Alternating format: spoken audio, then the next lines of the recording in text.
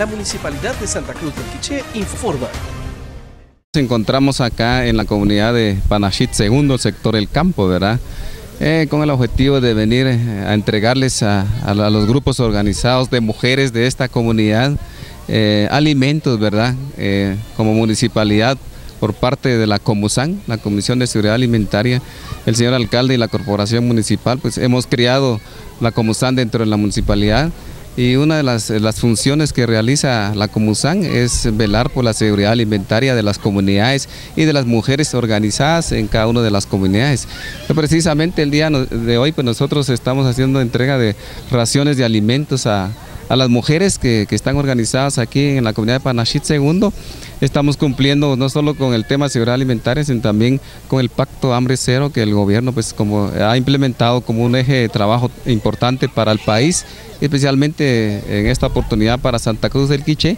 Entonces de esa manera nosotros como municipalidad pues estamos contribuyendo para eso, porque de igual manera sabemos que en algunas comunidades pues nosotros tratamos de prevenir también que no haya desnutrición, y en caso de que haya desnutrición, que nosotros a través del equipo técnico que tenemos en la Comusan, ellos detectan algún tipo de algún grado de nutrición a niños menores de 5 años en la comunidad, pues inmediatamente ellos reportan, ¿verdad?, a salud o damos una atención directa con alimentación para que, digamos, sea recuperado el niño o la niña que pudiéramos detectar en estos casos en alguna comunidad. Pero hoy precisamente venimos a hacer entrega de los alimentos para contribuir a este tema de seguridad alimentaria. Vinieron a dejar así cosas de consumo diario, entonces se le agradecemos bastante al señor alcalde por esta ayuda que nos mandó, pues gracias a él, porque es primera vez que nos han dado, ¿verdad?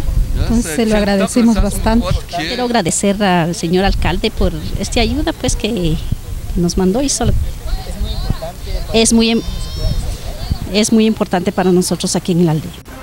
Municipalidad de Santa Cruz del Quiché. Administración, licenciado José Francisco Pérez Reyes.